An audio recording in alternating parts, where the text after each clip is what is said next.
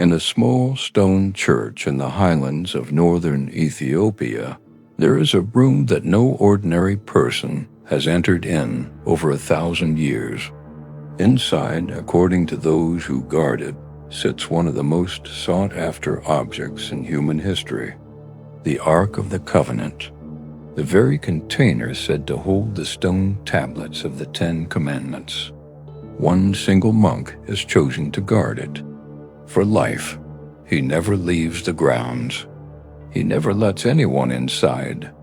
When he dies, another is chosen to take his place, and the secret continues. No archaeologist has ever been allowed to verify if it's there. No camera has ever captured it. And yet, for over 1,000 years, an entire nation has built its identity around protecting it. This is not folklore from nowhere.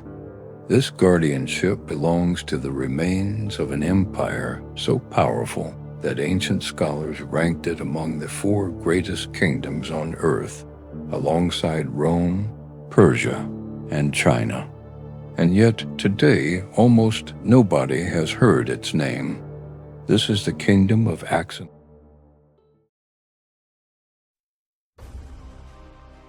To understand how a kingdom this powerful could simply vanish from common memory, you have to go back nearly 2,000 years. Long before European empires charted the African coastline, before Islam spread across the Arabian Peninsula, there existed a kingdom rising out of the highlands of what is now northern Ethiopia and Eritrea. They called it Aksum. Its location was no accident. Aksum sat at a crossroads, close enough to the Red Sea to control one of the most valuable trade routes on the planet, the corridor connecting Africa, Arabia, India, and the Mediterranean world. Through Aksumite ports flowed ivory, gold, frankincense, exotic animals destined for Roman arenas, and flowing back in return, silk from the East, glassware from Rome, fine textiles from Persia, and beyond. Wealth accumulated, and so did power. By the 3rd century A.D., a Persian writer compiled a list of what he considered to be the greatest powers on the face of the earth. There were only 4: Rome, Persia, China, and Aksum. Let that sink in for a moment. An African kingdom ranked by outside observers as equal in power and prestige to the greatest empires history has ever produced. Today, ask almost anyone to name the 4 great powers of the ancient world, and Aksum will not be on the list. So what happened?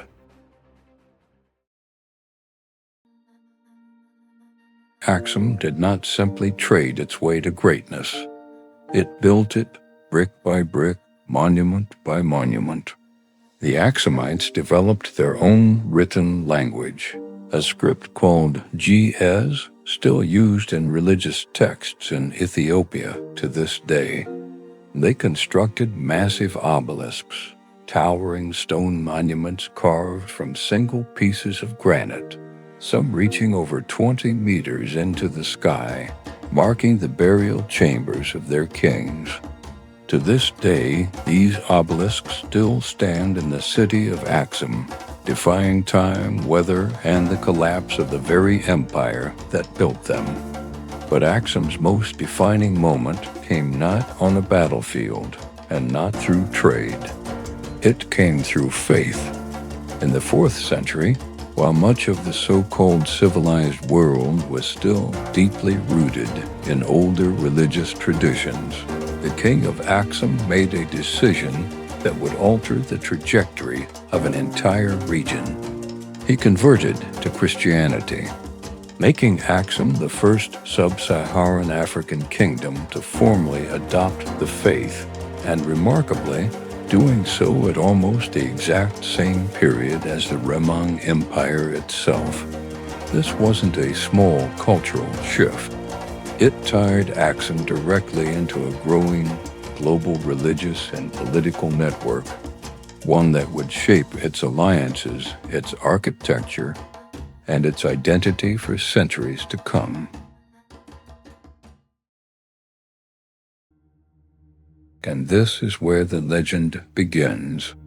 According to ancient Ethiopian tradition, the most sacred religious relic in the entire Judeo-Christian world, the Ark of the Covenant itself, was brought to Aksum and has remained there ever since. The story claims it arrived carried by Menelik, the son of King Solomon and the Queen of Sheba, transported secretly out of Jerusalem and into the heart of this African kingdom. Whether the legend is literal historical fact remains one of the most debated questions among historians and theologians alike. But what is undeniable is this: the belief itself became one of the most powerful forces in Ethiopian identity. To this day, a guardian monk is selected to protect the chapel said to house the Ark inside the Church of Our Lady, Mary of Zion in Aksum. He is forbidden from ever leaving the chapel grounds for the rest of his life. No one, not government officials, not religious leaders, not foreign researchers, is permitted to see what lies inside. When that monk eventually dies, a successor is chosen, and the unbroken chain of guardianship continues. It has continued, according to tradition, for over 1,500 years.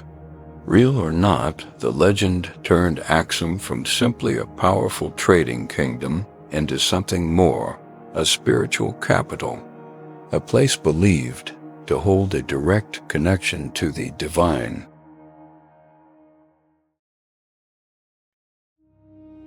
By the height of its power, Aksum's influence stretched far beyond its highland borders. Its currency, minted in gold, silver, and bronze, was used and recognized across multiple continents, a sign of serious economic credibility in the ancient world. Aksumite kings expanded their territory into parts of Arabia itself, projecting power not just along trade routes, but militarily across the Red Sea. Their cities featured multi-story stone buildings, complex water systems, and architecture so advanced that historians once doubted sub-Saharan Africa could have produced it without outside influence, a bias that modern archaeology has since thoroughly dismantled. Aksum was not on the periphery of the ancient world. For a period of several centuries, it was one of its central pillars.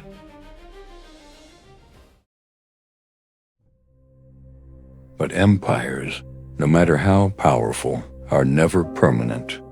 In the early 7th century, a new religious and political movement began rising out of the Arabian Peninsula, Islam, and in one of history's more remarkable ironies, Aksum itself played a quiet role in its early survival. According to Islamic tradition, when early followers of the Prophet Muhammad faced persecution in Mecca, a small group fled across the Red Sea seeking refuge. They found it in Aksum. The Aksumite king at the time granted them protection, refusing demands from Meccan emissaries to hand them over. It was, by historical accounts, an act of genuine mercy. But history rarely rewards mercy with simplicity. As Islam expanded rapidly across Arabia and along the Red Sea coastline in the following decades, the very trade routes that had made Aksum wealthy began shifting into new hands. Arab fleets increasingly controlled Red Sea commerce. Aksum's access to the markets that had sustained it for centuries began to close.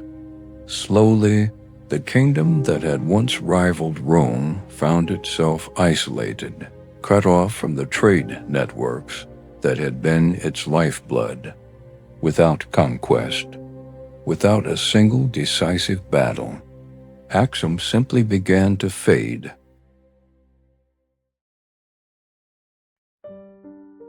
over the following centuries, the kingdom contracted. Its political center shifted inward, away from the coast, deeper into the Ethiopian highlands. The grand trade networks dissolved. The written records that had once documented Aksum's achievements became increasingly rare, scattered and eventually nearly forgotten outside of Ethiopia itself. And as global historical narratives began to take shape in later centuries, narratives largely written in Europe by scholars working primarily from Greek, Roman, and later Western sources, Aksum simply didn't fit neatly into the story being told. It wasn't actively erased so much as it was quietly left out. A kingdom once ranked alongside Rome itself became, to much of the outside world, little more than a footnote.